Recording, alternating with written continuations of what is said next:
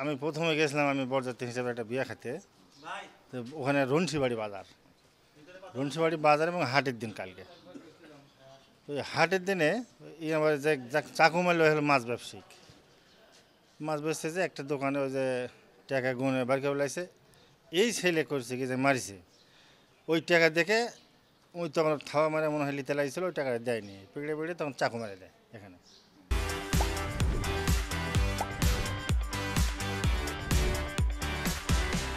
বাম সাইডে না ডান সাইডে যায় চাকু মারে দেয়। হ্যাঁ, তো চাকু মারার পরে ও তো পড়ে ইয়ে হয়ে যায়, তারপরে মানুষ দৌড়ে দৌড়ে সেই করে। পরে এই দৌড়ে তখন পালাতে থাকে, পালা যাওয়ার পরে একটা বাড়ির যা ঢোকে, বাড়ির যাওয়ার পরে পাবলিকে ঘিরে হালা দেয়, তাও 1-2 হাজার 1,500 লোক এরকম, সবার হাতে লাঠি ফালা। ওই বাড়িওয়ালা বাইকে না দিলে বাড়িওয়ালাকে আগুন দিয়ে বাড়ি পোলা হালা দেবে। শেষে বাড়িওয়ালা বাদি তেমন বাড়িকে দিয়েছে, ওই জনগণে ইটের ইটে মাইরে ওখানেই রেখে মারা গেল। এদের বাসা কোথায়? দুটোই যাত্রা। আত্রাই। জি, মানে ঘটনা এই বাগমা থানা। কি আগে থেকে আসামি ছিল বা খারাপ আসামি ছিল মানে এরকম অনেক তার প্রমাণ আছে। কি করতে? চাকু ধরে খালি টাকা, ওই যে মাদক খায়, চাকু ধরে খালি টাকা টুকিলে ছিনতাই পার্টি। মানে মানুষজন বিরক্ত ছিল। হ্যাঁ, বিরক্ত ছিল, খুবই বিরক্ত। আমি ওই যে লাশ বহনকারী। তো আর কেউ আসেনি বাগমারা থেকে ওদের?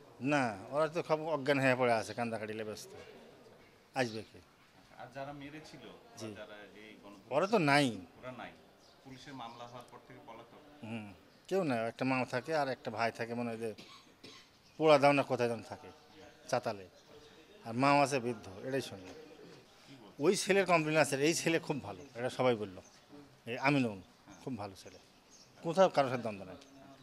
আর ওই ছেলের কাম খালি ওই চাঁদাবাজি আর ওই চাকু দিয়ে খালি টাকা লেগে যাত্রার তিনি, এটাই তার প্রমাণ। ওখানে আমরাও যা পাইলাম, আমার তো ওখানে, আমার তো বাড়ি তো থানার পাশে, ওখান থেকে গেলাম তাও 16 কিলো 15 কিলো হবে।